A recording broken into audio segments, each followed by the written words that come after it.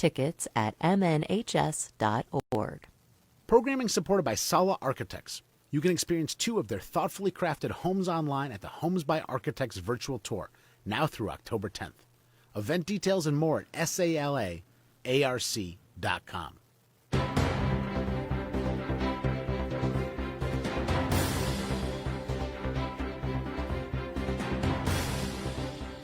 This is NPR News. I'm Mike Mulcahy. One of the key races on the Minnesota ballot this November is for U.S. Senator. Democrat Tina Smith is the incumbent. She's a former lieutenant governor, was first appointed to the seat by Governor Mark Dayton early in 2018, and she won a special election 2 years ago. If she wins this year, it will be for a full 6-year term. Her Republican opponent is Jason Lewis. He served a term in Congress from Minnesota's 2nd District and is also a former talk radio host. Tina Smith and Jason Lewis join me remotely this hour as part of our Meet the Candidates series to talk about the issues facing Minnesota and the country. And there aren't a lot of rules for our conversation today. I will ask you a series of questions. I ask you to keep to the issues, even though you're running for the Senate. We really don't need to filibuster. I'll give you each plenty of time to lay out your views and to respond to each other. One firm rule, though, that I will enforce is that you can't talk over each other. It really sounds bad on the radio. People will turn us off, and then nobody will hear what you have to say. I'll give you each a minute at the start and a minute at the end to make the case for why the voters should pick you. I flipped a coin before we started. Jason Lewis, you get the first minute. Why should you be the U.S. Senator from Minnesota? Well, Mike, thank you, and thank you all for doing this. Appreciate it. I guess we can filibuster while we still got the chance. Because if our friends on the other side of the aisle have their way, there will be no electoral college, no filibuster, new statehood, and they will pack the Supreme Court. In fact, I think that's one of the things that should come out of this particular debate, and that is you don't mess with the court. You don't mess with the separation of powers. You don't threaten to pack the court until they rule your way. That is a full frontal assault on judicial review. Even FDR was shut down when he floated the idea. Ruth Bader Ginsburg thought it was a horrible idea. That's a real threat to self-government and to our constitutional republic. So while we talk about the Supreme Court nominee and we talk about Amy Coney Barrett, let's make certain we're not going down a very, very dangerous path of packing the Supreme Court. Also, of course, we've got to talk about public safety. Everything's changed since this summer and the riots and what's happened all across Minnesota and all across this country. You're either going to back law enforcement and you're going to make certain that we don't have one bad apple and then smear an entire profession, which we wouldn't do for anybody else, but we seem to be doing for law enforcement. Okay, that's a minute. I just don't approve of that. You bet. That's a minute. Tina Smith, why are you the best choice this year? Well, good morning, and thank you, Mike, and to Minnesota Public Radio for hosting this debate today and for everybody who's out there listening in and sending in questions. So in this moment, Minnesota families are facing a health crisis and an economic crisis brought on by this pandemic. And we're also in the midst of a racial reckoning that is long overdue in this state and in this country. And we really are all in this together, and we all have to take responsibility. COVID can touch any of us, as we've seen again this morning with the news that the president and the first lady have contracted COVID. And we all wish them a speedy recovery and wish them the very best. So in the midst of this worry and uncertainty and division like I have never seen before, I want you all to know that I am working hard for you in Washington. I've listened to you, and then I've gone to work with Democrats and Republicans to pass more than 24 pieces of legislation, including lowering prescription drug prices, expanding rural broadband, supporting mental health, and making COVID tests free for everyone. So there's so much work to do, and I look forward to the conversation ahead. Thank you. Jason Lewis, it is hard to ignore the news of the day. You were with President Trump on Air Force One Wednesday and at his rally in Duluth. Have you been tested? What's your status right now?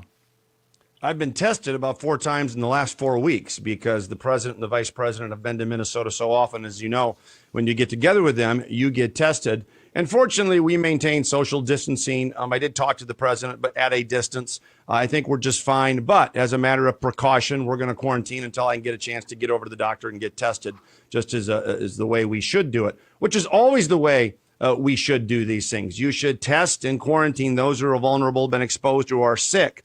But a second Great Depression, by locking down the country again, which Vice President Biden and my opponent Tina Smith seem to want to do, is not the answer to solve this disease. So we're going to take the normal precautions we would, but we're not going to tell people who are otherwise healthy that they can't go about their business. All right, well, let's stay on the topic of the pandemic. It's killed more than 200,000 Americans, more than 2,000 Minnesotans. As you mentioned, it's had a major impact on the economy.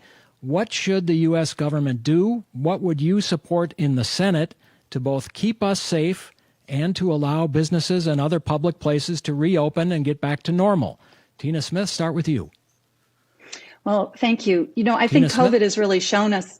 Yeah, I think COVID has really shown us that, as somebody said in southern Minnesota, we're all in the same storm, but we're not all in the same boat. And as I said, this is a public health and economic crisis, and it's really personal for Minnesotans. It's your job, your family, your businesses, your well-being.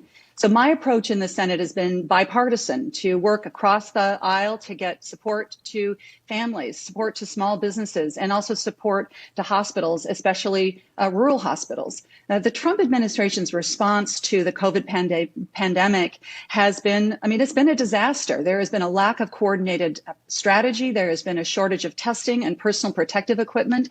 And as we sit here today, we've lost over 200,000 Minnesotan Americans. So what I think we need to do next in the Senate is, first, we need to continue to push for bipartisan solutions to get help to small businesses and individuals. We need to get help to our schools and to state and local governments. We need a national testing strategy, which I am pushing forward with my colleague, my Republican colleague from Louisiana, Dr. Bill Cassidy. And we need a plan for free vaccines. Those vaccines, this is a bright spot for us in the pandemic. Vaccines that are safe and effective. We need to make sure we keep the political interference out of the rollout of the vaccines. But when they're ready, we need to make sure that they're free for everyone. And that's legislation that I'm working on in the Senate. Jason Lewis, what would you do to get the country out of this? And what would you do in the Senate to get us there? Well, the first thing I do in the Senate is pass COVID relief, of which my opponent has opposed 3 times, and they're still opposing COVID relief. So they say on the one hand, this is an existential threat. H1N1 had 60 million infections, not 7 million. But they say it's an existential threat. But Joe Biden's campaign yesterday said they were going to start door knocking again. No word on that yet in the wake of the news today. You had Nancy Pelosi say, come to Chinatown. It's not a problem. Bill de Blasio saying the same thing. What is a real crisis is what's happened in New York and New Jersey and Minnesota, where you took COVID positive patients out of a hospital and put them in a long-term congregated living facility, nursing homes. Our MDH was doing that. The Governor Walz's administration was doing that. No criticism from Tina Smith. What you do is exactly what we've been saying you do. You quarantine those who are sick. You protect the vulnerable, and then the health authorities give recommendations for the rest of the country and treat them as adults. And we will get through this together. But we can't go through, as I said earlier, these massive shutdowns and lockdowns. And now the Biden, Harris, and Smith plan is to have a federal mask mandate along with federal shutdowns. You're not going to cure this with another Great Depression. Give the COVID relief. We're flattening the curve by any standard. And now we're seeing some spikes in cases, obviously today, but we're seeing hospitalizations down double digits since the summer and COVID mortality, thankfully, dropping like a rock. And that's good. Tina Smith, do you support a nationwide shutdown? I don't. There is no such thing as a nationwide shutdown. Here are the facts. The most important thing we can do to get our economy back on track, to be running back at full steam ahead, is to deal with the public health crisis that we have. That's the most important thing.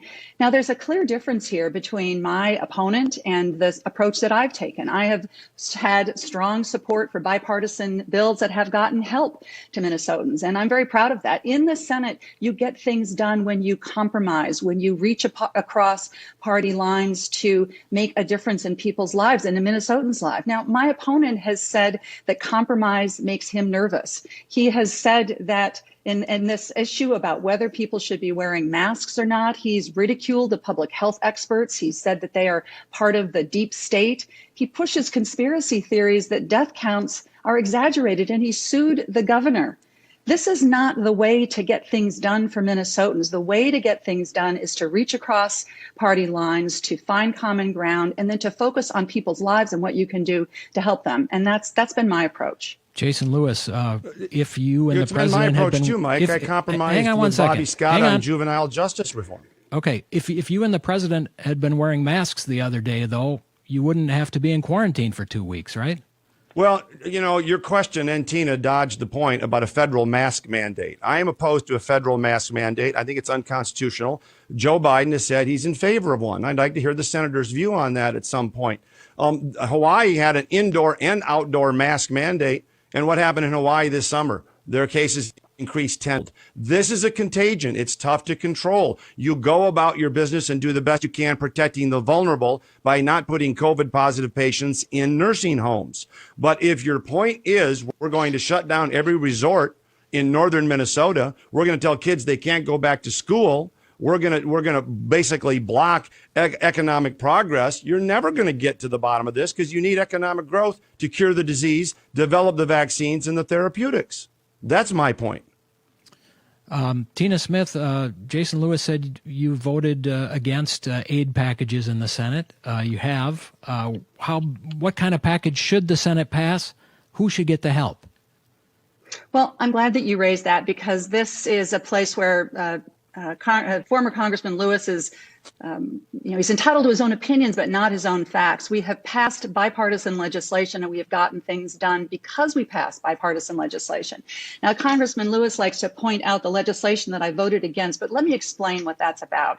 When the Republicans in the Senate put together partisan legislation that doesn't meet the needs of Minnesotans, I voted against those legislation. And then, do you know what happened? We came back together and we improved those pieces of legislation in order to get the help that Minnesotans needed. I voted against legislation that the Republicans put forward that had zero help for Minnesota schools and national schools. And then we negotiated, we compromised, and we got dollars for schools.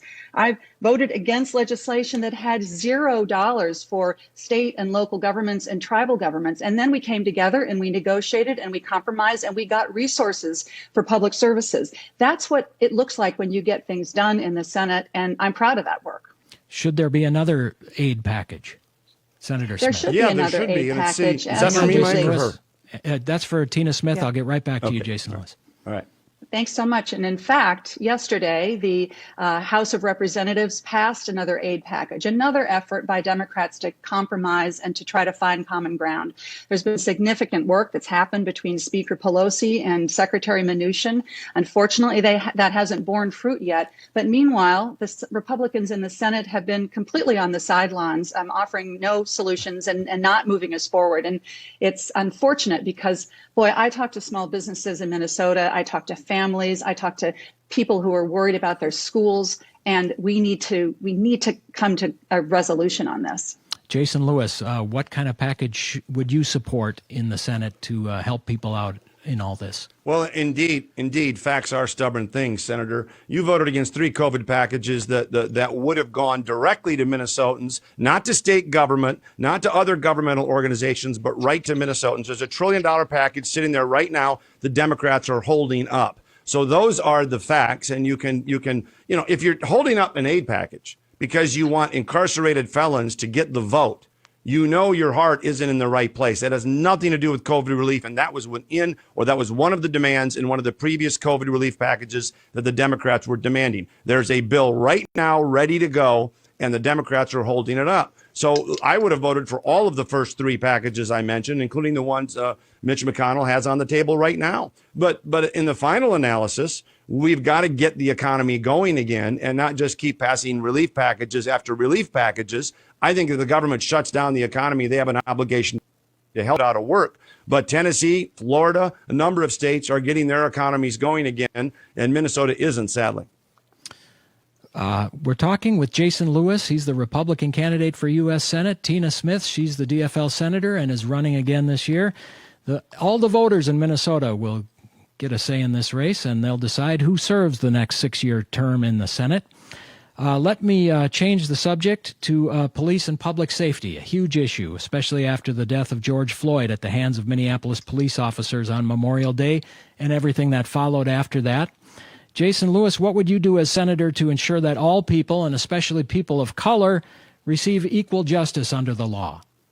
Well, it's not a matter of what I would do. It's what I did. When I reach across the aisle with Representative Bobby Scott, a liberal Democrat from Virginia. We reauthorized the Juvenile Justice Reform Act, which has been sitting dormant for 15 years. I reached across the aisle with Dan Lipinski, with a number of Democrats in my term in the House of Representatives. We were moving in the right direction on criminal justice reform, not just my Juvenile Justice Reform Act, which didn't put young first-time offenders in jail with hardened criminals, gave them a career and technical education instead, but also with the First Step Act.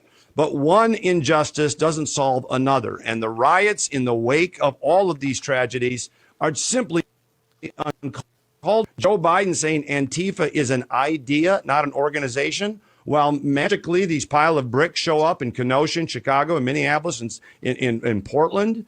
You have a group that's caused $2 billion worth of economic damage, and they're calling them peaceful protests. There is a real problem out there when your government doesn't back law enforcement. I do. And once you don't back law enforcement, then the word gets out pretty quick to people who want to do damage to life, liberty, and property. I don't believe that. And I think my opponent does when she talks about, the dangerous role police play in society, or crazy comments like it's a privilege to call the police. That is dangerous stuff for Minnesota. And I'm not going to support that. But unfortunately, Tina Smith does. Tina Smith, how do you ensure that everybody gets equal justice in this country? Well, everybody should feel safe in their homes and in their neighborhoods and in their communities. And the murder of George Floyd in Minneapolis has shown a bright light on how that is not the case in our state and in our country. And this is a moment, I believe, where we have laid bare the inequities and the discrimination that exists in our criminal justice system, in our policing. And it is our responsibility. It's a call to our humanity to look at this and to address it. So what do we do about this? I support common sense reforms that are going to bring more accountability and more transparency and more justice to policing. The Justice in Policing Act, which I support in the United States Senate, would do things like ban chokeholds and racial profiling and the no-knock warrants that are what were the forerunner of Breonna Taylor being murdered in her own bed. I support changing the rules so that police officers who violate people's rights and use excessive force can be held accountable. And I support a national registry for police misconduct so officers can't jump from one jurisdiction to the next and not be held accountable for their excesses in another place. I understand these issues because I worked as the chief of staff for the mayor of Minneapolis and as the lieutenant governor, and I've worked closely with law enforcement. And I've seen what happens when good cops are trapped in a system where there is no accountability, and you end up with what we have today in this country, where far too often people of color are much more likely to be the victims of excessive force and to be the victims of violence. What about the people who rioted? What about the property damage after the killing of George Floyd? Tina Smith. We all condemn violence and arson and looting. And if you break the law, you should be held accountable. And everybody deserves equal justice in this country. But in this moment where we are facing the realities of racial inequity, I have to say, to listen to our president in the debate earlier this week fail repeatedly to condemn white supremacy. It took him 2 days to be able to get the words out that he condemns white supremacy, to hear him to call on the Proud Boys, which is a violent white supremacist hate group, to call them to stand by is the exact kind of thing that we don't need in our country. And I've not heard my opponent condemn that. This is a moment where we need to come together around our shared values and not be more and more driving us apart, which is the path that the president and my opponent want to lead us down. Jason Lewis, will you condemn white supremacists?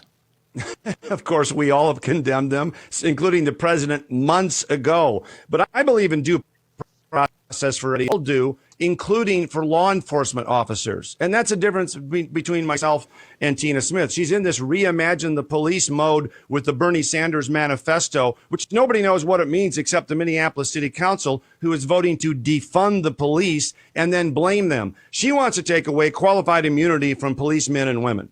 Now, I like to say I didn't know much about cops till I married one. I can tell you from personal discussions, that's a very, very dangerous thing. If you want policemen and women to do their job, but you're going to sue them, and when they make good faith decisions in a split second, that's what Tina Smith supports. The Tim Scott bill, which collected data, addressed the chokeholds, did all of the rest of the things, she opposed because it didn't take away qualified immunity for law enforcement. That is not backing the blue, and that's a huge distinction here. But the fundamental problem right now, and I've talked to literally 20 businesses in Minneapolis and St. Paul, most of them owned by people of color, and to a person they said, we don't have a problem with too little police or too many police. We have a problem with too little police. We need them on the street. And now police are resigning in Minneapolis in droves, and 3 chiefs of police who are all people of color in Rochester, in Dallas, throughout this country, in Seattle, were driven from their jobs by the Antifa mob and by this obsession with going after cops. That doesn't help people of color. They are people of color who were chiefs of police trying to do their job. Who speaks for them? Well, I'm going to. Tina Smith, what about this qualified immunity issue, and how do you restore that trust in the police department? Well, as I said, I believe that we need to change the rules so that police departments and police officers can be held accountable. And that is too often not the case right now. But, if you listen to my opponent, what you hear him trying to suggest is that we face in this country a choice between law and order and rioting and mayhem in the streets. And of course, that isn't the choice. The choice is, what do we do to have public safety for everyone in this country, for people to be safe everywhere in this country? Now, here's one thing that I want to just highlight as a way of going about this. I am working on legislation. We know that policing is managed and run at the local level, not at the federal level. But I think the federal government can be a good partner with local government. So I am sponsoring legislation that would allow federal government support for innovations at the local level.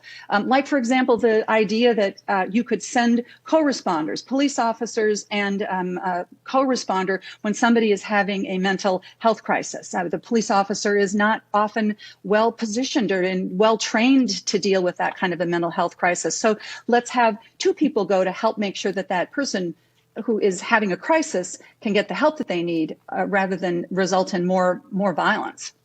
Jason Lewis, what about that? Why should the police have to respond to mental health crisis? It started with abolishing ICE, going after Border Patrol agents, and now they're going after police. This is a question between law and order and riots. You can't have $2 billion worth of damage. You can't have riots 100 straight days in Portland, Oregon. You can't have the Minneapolis City Council defunding the police and then complaining about the police, then getting their own private security. Anybody who's got this defunding the police, abolish the police, reimagining the police, really ought to go without Capitol Hill security, Senator, really ought to go without their own private security. This is hypocrisy at an unbelievable level. They want to put people in danger in communities, and most of them in communities of color, quite frankly. But now it's spreading everywhere, and yet they don't give up their own security. That's a little rich. The fact is, you can't do anything without public order. And we've got to restore public order, and we can address all of these issues, which we all support, but you can't do it with riots in the streets every night. Tina Smith, do you want to defund the police? No, I do not. I do not want to defund the police, and I've said that consistently. Those are the facts. And as I said, the most important thing is that we have to understand that there are things we need to do to improve the way public safety works in our society. We need to address the underlying challenges that result in a lack of safety in our society. And that is not about being against police officers. As I said, I've worked closely with the Minneapolis Police Department, and I have seen many, many fine cops who go above and beyond to keep people safe. The question is, how can we make sure that the systems of policing, which too often have racist outcomes, are fixed so that everybody can be safe? All right. One more thing there, All right, Mike. Jason One more Lewis. thing there, Mike. She talks about not now being for defunding the police. That wasn't the rhetoric coming from her earlier on when she was right there with the Minneapolis City Council, talked about more righteous protest, taking it to the streets, and reimagining the police, which she has never defined. There's a reason I've got the endorsement from the Fraternal Order of Police in Minnesota, the Minnesota Police and Peace Officers Association, the Minneapolis Police Federation, is because they trust me to back those people on the street. They don't trust the senator. Well, let's move on to a different subject because our time is fleeting. There were some stories in the news this week, not necessarily on the front page, and I'll give you some of the headlines. 70,000 people remain evacuated in California's wine country as wildfires continue to burn. The Greenland ice sheet is on track to melt at a faster rate than seen in 12,000 years. 4 tornadoes were confirmed to have touched down in the August derecho storm that hit Iowa and caused an estimated $6 billion in crop damage alone. So the question is, and I heard this from a number of listeners, what will you support to combat climate change? How much will it cost? And how will it impact the economy? And Jason Lewis, let me start with you on that one. Well, the good news is we're at the lowest rate of CO2 emissions since 1985 in the United States. We're doing our job. I can tell you the rest of the world will not do it as long as they're trying to grow their economy, whether it's China, whether it's India, whether it's any other country. And that's the problem with the Paris Accords and everything else. They basically put real punitive damages on America, but they don't do anything about the rest of the globe. And it's also the same sort of environmental problem, for instance, with mining on the Iron Range, which my opponent opposes. If you're going to farm that out to China, where we get 90% of our titanium, it's not going to be environmentally sound. But the question is, what would you do? I think there is a way to mitigate some of these effects, but I would not embrace a $93 trillion new tax called a Green New Deal, which my opponent would not oppose in the United States Senate. The question becomes, is the best way to mitigate things that does not shut down the economy, close the Iron Range, doesn't get Enbridge Line 3 built because you've got a war on fossil fuels? I would not do that. Senator Smith, what would you support on combating climate change? Well, with the West Coast burning up and so many hurricanes in the Gulf and in the Atlantic that we had to move to a whole new alphabet, there is no doubt that climate change is real and that we need bold action to address it. And I think about how Minnesota innovation has led the way in so many areas in healthcare and agriculture, and Minnesota innovation can lead the way on addressing climate change as well. We can do this in a way that makes energy more affordable, that gives us more control over our own energy, and creates jobs and opportunity for Minnesotans. And that's what I'm for. So in the Senate, what I've done is to work on legislation, introduce bipartisan legislation to expand research into renewables, to expand research into solar and wind, and also carbon capture and storage. I've authored legislation which would create a clean energy standard that provides regional flexibility for states to approach it in the best way possible to get us to net zero carbon emissions in the electricity sector. Minnesota is a land of renewable energy with biofuels as well, which creates a path for us to both, again, create jobs and also create opportunity. The United States and Minnesota can lead on clean energy, or we can hand that leadership off to other countries like China. And I think that we should lead. I think it's going to create opportunity for us. And we cannot ignore this. We cannot bury our heads in the sand with the impacts of climate change. Jason Lewis. I'd love to continue with this topic, Mike. The fact is, China is not leading the way in green energy. They are polluting. And the more we farm out to China, because we ban things here, the more pollution we get globally. Take a look at what's happening in California. Now, they want to ban the sale of the internal combustion engine in 2035. I oppose that. Governor Walz, and I presume my opponent, she hasn't come out on this, want to adopt California emission standards. And now they have rolling blackouts because they basically have farmed out all of their traditional sources of power. So when there's a drought, when there's a heat wave, I should say, then everybody wants to import that electricity, and California's competing. That is not a good future for Minnesota to have rolling blackouts, nor are the forest fires when you don't manage forests. We've got this underbrush that serves as a tinder because we cannot manage our forests, and it's a real threat in the boundary water area, and we've got to make certain we do that. So if you look at the consequences of what the senator proposes, it's a California-style consequence where they're banning cars, they've got rolling blackouts, and they can't make ends meet. Some of this technology is simply not possible in the foreseeable future, and that's why you've got to build Enbridge Line 3, which will be a cleaner way to deliver crude to Minnesota's largest refinery in Pine Bend, which was in my congressional district, of course. Tina Smith, I'll give you a last word to react to that. Well, again, you see this sort of inflexible my way or the highway approach that I don't think is going to get us anywhere with addressing climate change. And it's not going to get us to passing legislation in the United States Senate, which should be our goal to make headway on this most important problem. I believe that there is great opportunity for Minnesota. We have some of the best solar and best wind resources of any place in the country. And that creates opportunities for us in Minnesota if we seize the opportunity and we move on it. That is what we should be able to do. And that's what I'm going to work for in the United States Senate when Minnesotans send me back.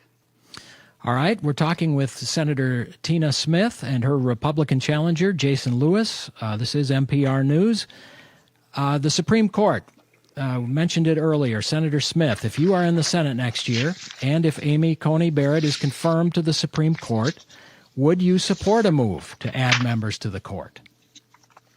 You know, I'm just not going to go there. I have no idea what the world is going to look like. I think what we should be focused on right now is what is at stake with the Supreme Court nomination. What is at stake is whether or not Minnesotans and Americans are going to be able to keep their health care and whether women's reproductive rights are going to be protected. Sitting before the Supreme Court to be taken up by Justice Barrett, if she is confirmed, is a case led by the Trump administration to overturn the Affordable Care Act.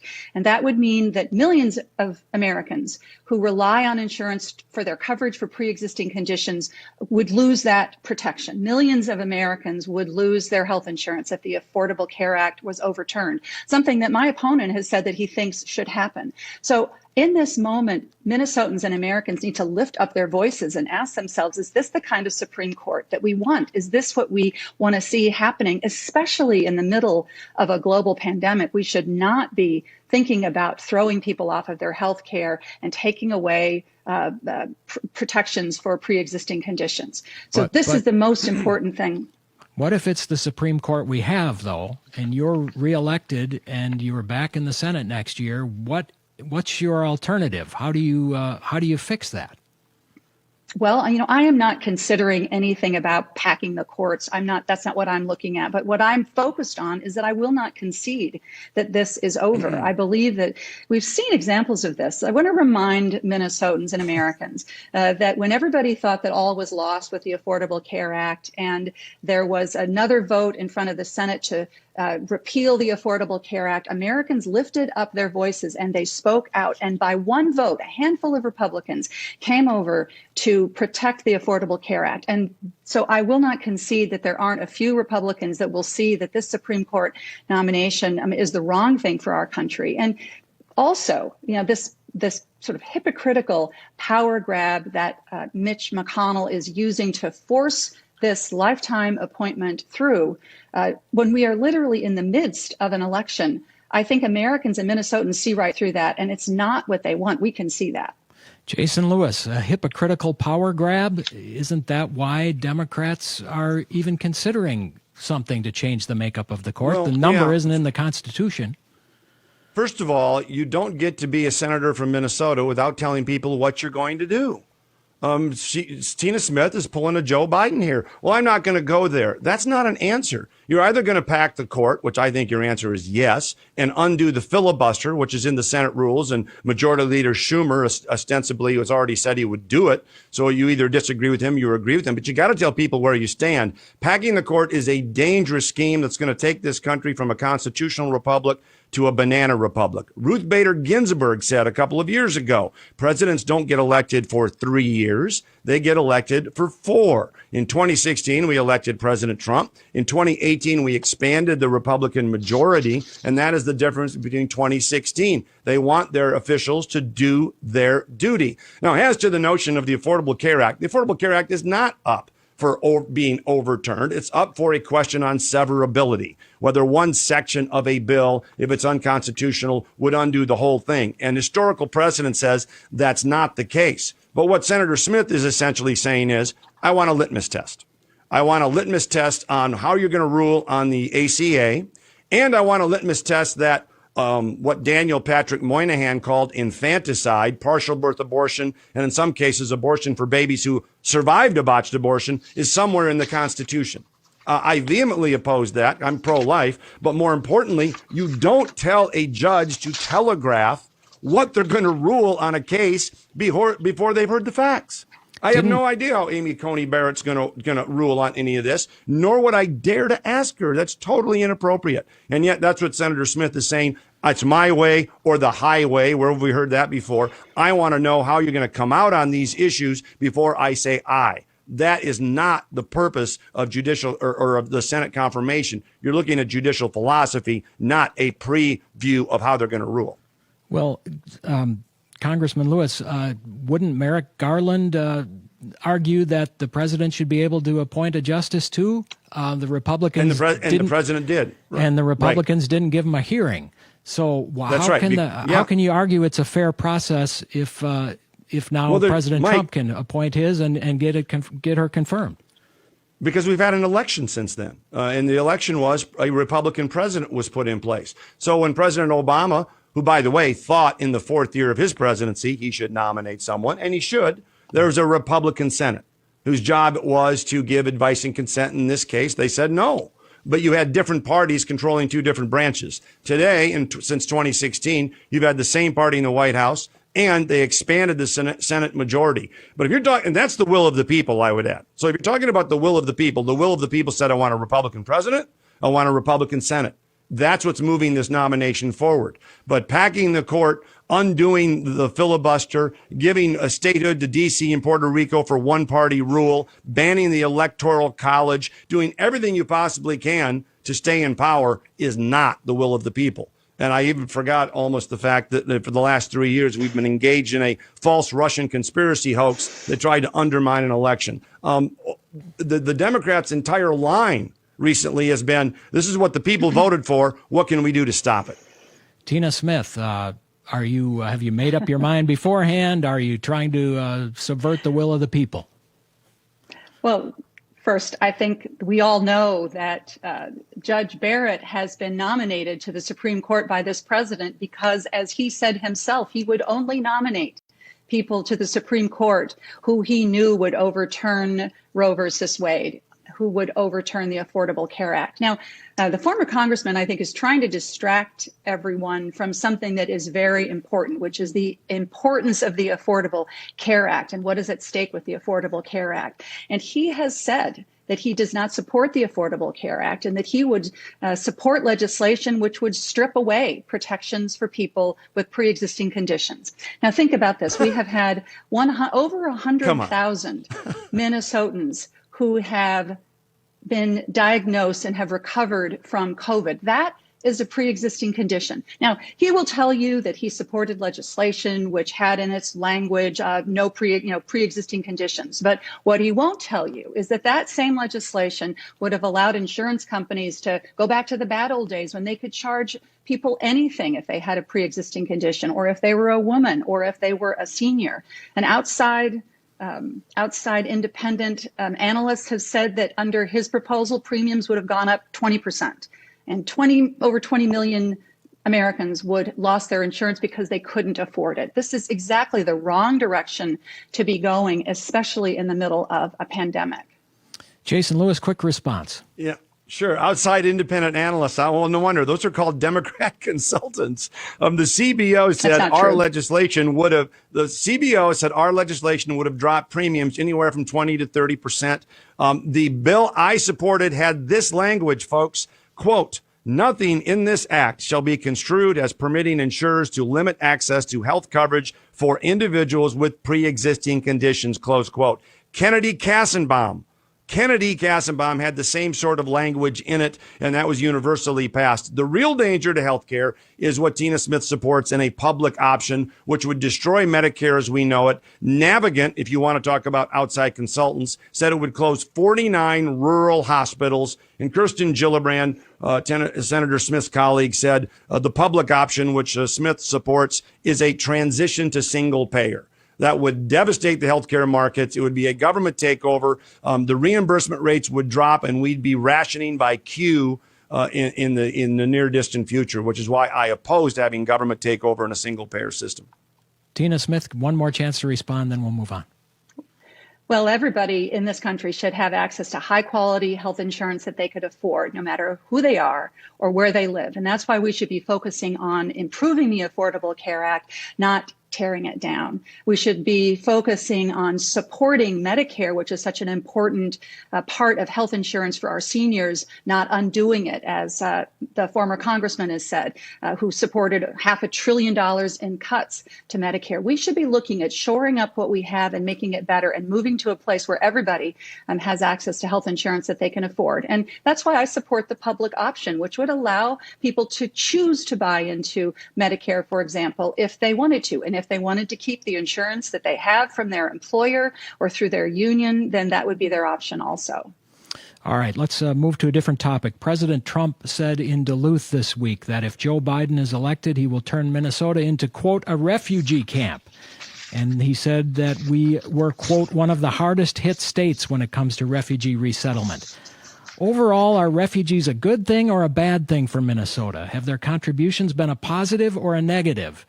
And Jason Lewis, let's start with you. Yeah, look, I think the refugee process for political persecution is a long-standing tradition in America, which I wholly support.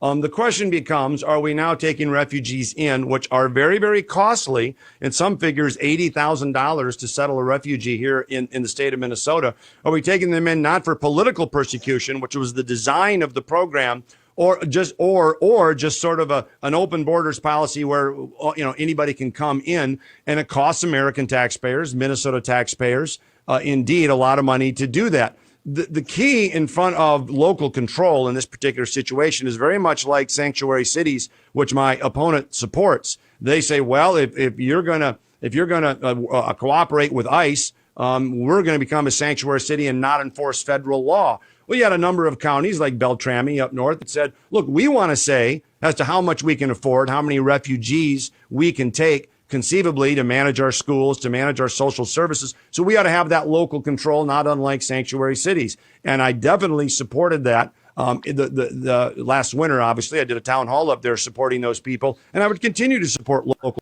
control. I think they have to have a say. But as long as it's designed for the residents, nobody's opposed to that. Tina Smith, where are you on this refugee resettlement question? The Trump administration has proposed reducing the number from 18,000 last year to 15,000 next year, and even the 18,000 is a historically low level of resettlement. What do you think about refugees in Minnesota? Well, Minnesota has a long tradition, a proud tradition of welcoming refugees and asylum seekers. It is part of our faith tradition. And these refugees make our communities stronger. They make them more resilient. They are fueling our innovation and our creativity. They are fueling economic growth. When you go to main streets all over Minnesota, whether you are looking at main streets in Minneapolis on East Lake Street, or whether you're on main streets in Wilmer or Worthington, you can see the entrepreneurial activity and the contributions that refugees are making in this state and in this country. To hear the President of the United States, with Mr. Lewis there beside him, maligning refugees, using such hateful language to talk about our friends and neighbors who live here, who are contributing to our society, was a terrible thing to behold. It was shameful. Now, we need desperately to reform our immigration system in this country. We need to first undo the inhumane Trump immigration policy that has ripped children away from their parents at the border. I've gone down and I've seen that firsthand. We need to undo what this administration has done, which is so inhumane. And we need to reform our immigration system so that there's a path to citizenships for dreamers. We need to reform how our internal immigration works. We need strong borders. We need strong borders to keep things like African swine fever, which is such a threat to Minnesota's pork producers, out of the United States. And we need to improve how our legal immigration system works. You know, I'm actually quite proud that one of the things that I was able to get done, even in a time with immigration that has been so divisive, was to create a path to citizenship and to address the longstanding needs of the Minnesota Liberian community with their DED status. That's the kind of thing that we ought to be able to do on a bipartisan basis. And I'm hopeful because, you know, back in 2013, the United States Senate passed immigration reform in a bipartisan way. 68 members, Democrats and Republicans, voted for the kinds of proposals that I've just described. And we can do that again. You know, we ought to stick with this just a second, Mike. Sure. Yeah, thank you. Because Minnesota right now has the highest number of political refugees per capita in America. The cost can be as high as $80,000. A lot of every local government, if you'd been traveling Minnesota, Senator, would know and would tell you that their budgets are being busted because of some of these costs. They literally can't handle it. So the question becomes, are you going to put Minnesotans first, or are you going to put amnesty and open borders first? I want to know whether you think refugee status should be granted for political persecution or for any reason. I think it should redound or revert back to the original intention of political persecution, and then we have an open door policy. But we can't go around abolishing ICE, getting rid of the Border Patrol, and having open borders, which you've been advocating. America cannot sustain that.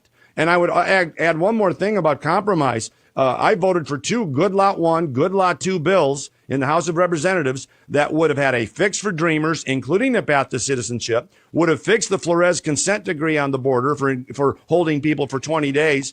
And yet Nancy Pelosi said no go. Why? Because we wanted $5 billion for a wall. I'm for a wall. My opponent's not, but she's for amnesty. That's the difference. Tina Smith, are you for open borders and amnesty? Once again, my opponent is entitled to his opinions, but not to his own facts. I have never said that I was for open borders. That is ridiculous. This hateful language that is designed to drive us apart rather than bringing us together is exactly what we do not need in this country in this moment. And to suggest that immigrants in Minnesota or around this country are a burden to be borne rather than contributors, taxpayers, entrepreneurs is all wrong for Minnesota. All right. Would you support the law as it's written for political persecution? I do. Do you? Okay. Do you want to answer that, Senator? I believe that our tradition of allowing refugees and asylum seekers to come to this country to build a better life is what we should be doing. And I believe that there are people who are coming to this country who are escaping extreme violence and persecution, and we should not close our doors to those individuals. Let me just change the subject because we're running a little short on time. I had a question from a listener. How do you think early voting will go? Are you worried about election procedures? Are they fair and secure? Will the results be something you can count on? And I guess the larger context is, will you agree to a peaceful transfer of power? Senator Smith, start with you. Well, can you imagine that here we are in 2020 and that you have to ask Mike the question of whether we would agree to a peaceful transfer of power? A peaceful transfer of power is the bedrock of our democracy. It has been a consistent element of every election that we have had since George Washington handed the keys over to John Adams. So, of course, I support that peaceful transfer of power. And it is shocking that the President of the United States has been unable to say those simple words. I want Minnesotans to know that we have one of the best election systems anywhere in Minnesota. I'm so proud of what we do. We have one of the highest voter turnouts of any place in the country. And Minnesotans can know that our elections are safe and secure, and you can vote early in person, you can vote early by mail, or you can vote on election day if you choose to do that. And I urge you to do that. Jason Lewis, any problem with the voting system? Are you confident it will be a fair election? Well, I am willing to accept the results of the election, of course, and will be happy to be sworn in early next year. That will be a peaceful transition, I guarantee you. The bottom line is it was Hillary Clinton who said, whatever you do, Mr. Biden, don't concede. Imagine somebody saying that. It was Tina Smith and Joe Biden running around the country saying, oh, if the election goes the wrong way, there will be more violence. These are not delegates to the Republican National Convention in the streets rioting and not being prosecuted by local Democrat officials. They are hardcore Democratic socialist leftists. That threatens the peaceful transition of power. When you've got a coup being enacted by the DOJ, which now the director of national intelligence said the Hillary Clinton campaign got a source from a Russian disinformation specialist to get a false affidavit to go to a secret court and spy on their opponent. That is not abiding by the peaceful transition of power, which, by the way, is why against most Republicans, I voted against FISA reauthorization. Okay. You know what? We're just about out of time. So I promised you I'd give you each a minute at the end. Jason Lewis, you got a minute to make your final pitch. I really do think so much of this is about the will of the people. When you've got a party that, as I mentioned a moment ago, apparently didn't abide by the peaceful transition of power in 2016 and was spying on their opponents, and more of that evidence comes out and out every single day. FBI agents saying, I wanted out of this thing to buy liability insurance because I knew the IG was going to find some really bad stuff here. That's not abiding by the peaceful transition of power. But then again, neither is ending the filibuster to pack the court or granting statehood so you can stay in power forever. You don't like the election. You threaten to ban the Electoral College. You got a group of people, and now, quite frankly, the mobs in the street who are leftists are saying, we're going to do and say anything for power. And those are just the sort of people that shouldn't have it. My opponent is not backing law enforcement. My opponent is not coming down hard on Antifa. And I'd like to hear her say Antifa is not an idea. It's an organization. And we've got to get back to law and order, restoring public order, ending the perpetual lockdowns, and putting Minnesota first in energy, logging, and mining. All right. Tina Smith, 1 minute to make your final argument. Well, thank you so much, Mike. I think that you have heard real differences between me and my opponent today. I'm a doer, not a talker. And I think that compromise is a virtue, not a vice, which is why I've been able to get so much done for you in Washington. I think we should protect Medicare, not undo it. And I think that we should improve the Affordable Care Act, not repeal it and throw millions of Americans off of their health care in the middle of a pandemic. So this is what's at stake in this election. Are we going to come together and build forward, or are we going to follow this path of division and fear and chaos that Donald Trump and my opponent have laid out today? So almost 3 years ago, I became your senator. And 2 years ago, you sent me back to Washington. And I go to Washington every day to fight for you, for your health care, your retirement, your family's opportunity. And I think we need leaders in this moment who are going to do the work and get it done. And I ask for your support to continue that together. DFL Senator Tina Smith, Republican Congressman Jason Lewis, thanks so much. That's our Friday program. Thanks for tuning in. I'm Mike Mulcahy. Thank you, guys. Support comes from the Minnesota Center for Philosophy of Science and College of Liberal Arts, presenting an